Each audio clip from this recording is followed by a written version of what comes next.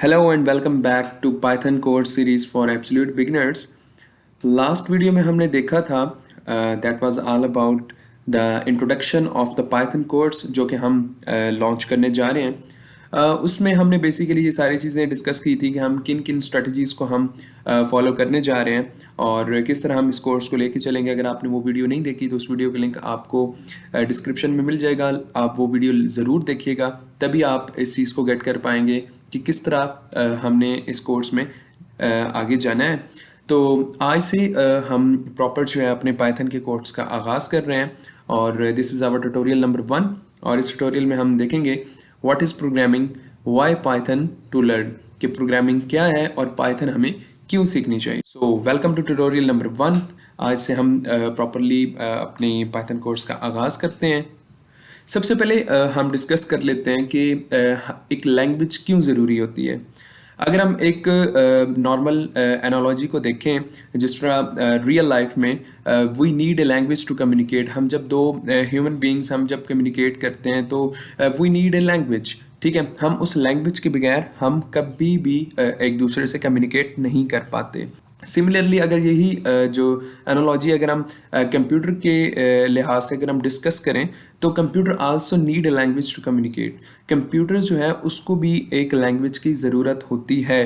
Computer directly जो हमारी human being की जो लैंग्वेज है वो नहीं अंडरस्टैंड कर पाता, इसलिए हम उसको इनपुट देते हैं in the form of high level language, फिर उसके बाद उसकी कन्वर्जन होती है और वो लो लेवल लैंग्वेज में कन्वर्ट होके कंप्यूटर तब जाके उसको प्रॉपरली अंडरस्टैंड कर पाता है। इस हवाले से एनएलपी की एक फील्ड है that is natural language processing. वो एक ये जो आर्टिफिशियल इंटेलिजेंस की एक फील्ड है और वो इसी चीज़ पे काम कर रही है कि कंप्यूटर के हार्डवेयर के साथ डायरेक्टली कम्युनिकेट किया जाए। लेकिन ये चीज़ अभी तक तो इम्पॉसिबल है, अभी तक कोई पॉसिबिलिटी के इम्कानात नहीं है, but we can expect in future. तो बेसिकली लैंग्वेज इसलिए ज़रूरी होती है कि हम किसी के साथ अगर हमने कम्युनिकेशन करनी है, so it is very important. अब यहाँ पे देख लेते हैं कि पाइथन लैंग्वेज कहाँ कहाँ यूज़ होती है। सबसे पहले मैं आपको बताता चलूँ कि ये मुख्तलिफ़ डोमेन्स में यूज़ होती है और आजकल तो जो पाइथन का इस्तेमाल है वो तो आलमोस्ट हर डोमेन में है। तो सबसे पहले अगर हम बात करें तो वेब डेवलपमेंट, आप पाइथन को यूज़ करके आप वेब डेवलपमेंट भी कर सकते हैं पाइथन में और मुख्तलिफ़ किस्म की आप डायनामिक वेबसाइट्स को आप डिज़ाइन कर सकते हैं। उसके बाद जो सबसे हॉटेस्ट फील्ड है मशीन लर्निंग, उसमें भी आप पाइथन को यूज़ करके मल्टीपल प्रॉब्लम्स आप सॉल्व कर सकते हैं। आजकल तो मशीन लर्निंग में सारा काम ही पाइथन में ही हो रहा है। अगर हम डेटा साइंस की बात करें तो ऑलमोस्ट जितना भी काम है डेटा साइंस का वो सारा पाइथन लैंग्वेज को यूज़ करके ही किया जा रहा है। और उसके बाद अगर हम बात करें GUI बेस्ड एप्लीकेशन, तो जितने भी graphical user interface based applications हैं वो भी आप डेवलप कर सकते हैं मुख्तलिफ आप लाइब्रेरीज़ को यूज़ करके। बायोइन्फॉर्मेटिक्स की बात करें तो आजकल बायोइन्फॉर्मेटिक्स का जितना भी काम है वो ऑलमोस्ट पाइथन लैंग्वेज को यूज़ करके किया जा रहा है। उसमें मुख्तलिफ बायोइन्फॉर्मेटिक्स की लाइब्रेरीज़ हैं, वो आप उनको इंपोर्ट करके आप जितने भी प्रॉब्लम्स हैं बायोइन्फॉर्मेटिक्स से रिलेटेड वो आप पाइथन में उनको सॉल्व कर सकते हैं। डेटा विजुअलाइजेशन की बात करें तो डेटा विजुअलाइजेशन भी आजकल पाइथन लैंग्वेज की मदद से उसके काम को आसान किया जा रहा है। डेटा विजुअलाइजेशन की बात करें तो डेटा विजुअलाइजेशन में भी पाइथन लैंग्वेज को जो है वो मैक्सिमम लेवल तक यूज़ किया जा रहा है, जैसा कि स्टॉक एक्सचेंज, उसके बाद वेदर प्रिडिक्शन हो गया। तो इस तरह का जहाँ पे मैसिव अमाउंट ऑफ डेटा होता है तो उसको हैंडल करने के लिए पाइथन लैंग्वेज को यूज़ करते हैं।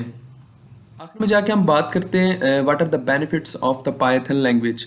देखिए, हम ये चीज़ भी हमें पता होनी चाहिए कि हम पाइथन लैंग्वेज क्यों यूज़ करते हैं। आजकल इतनी ज़्यादा ये जो पॉपुलर लैंग्वेज है आखिर ये क्यों है।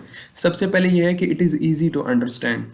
जितनी भी प्रीवियस लैंग्वेजेस थी या इसके कंपैरिजन में और जो लैंग्वेजेस हैं C++, वो थोड़ी सी टफ हैं एज़ कम्पेयर टू पाइथन, क्योंकि पाइथन के जो है इसमें इतना ज़्यादा सेंटेक्स पे इंपॉर्टेंस नहीं है। इसमें जो हमारे पास कोड होता है it is nearly equal to human language. तो ये ईज़िली अंडरस्टैंड जो भी एक पर्सन होता है वो इसको ईज़िली अंडरस्टैंड कर लेता है। The second one is compressive language. अगर फॉर एग्जांपल आपने C++ में कोड लिखा है और उसमें आपने तकरीबन 20 लाइंस आपने यूज़ किए हैं, तो हो सकता है वही काम आप पाइथन में 4 से 5 लाइनों में कर सकते हैं। तो that's why it is called the compressive language. ये बहुत ज़्यादा कंप्रेसिव लैंग्वेज है।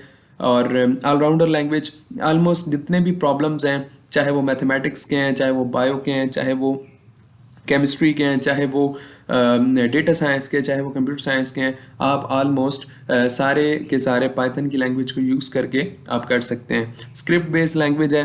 पाइथन की स्क्रिप्ट्स आप मुख्तलिफ जगह पे लिख सकते हैं। आप पाइथन की स्क्रिप्ट को आप HTML में भी यूज़ कर सकते हैं। तो it is script based language, fast and simple. Python जो है इसको इतनी ज़्यादा ये डिमांड नहीं करती कि आपके पास कोई हाई स्पेसिफिकेशंस का जो है वो आपके पास सिस्टम हो। सिंपल सिस्टम भी हो तो वो ईज़िली उसके ऊपर फास्ट और आसानी से वो एग्जीक्यूशन होती है पाइथन के कोड्स की। It is popular language. Popular language ये इसलिए है बिकॉज आजकल ये बहुत ज़्यादा यूज़ हो रही है। जो भी काम है वो पाइथन की मदद से किया जा रहा है। That is why it is the most popular language of the current era. That was all about कि why we need language, programming language हम क्यों यूज़ करते हैं, उसके बाद पाइथन को हम क्यों यूज़ करते हैं, पाइथन को सीखना क्यों ज़रूरी है। इन दी एंड अगर आपको ये वीडियो अच्छी लगी है तो आपसे यही रिक्वेस्ट है कि आप मेरे चैनल को सब्सक्राइब करें और बेल आइकन को प्रेस करें ताकि आने वाली जितनी भी वीडियोज़ हैं वो आप तक पहुँच सकें और आप इस कोर्स के साथ जुड़े रहें। Thank you very much.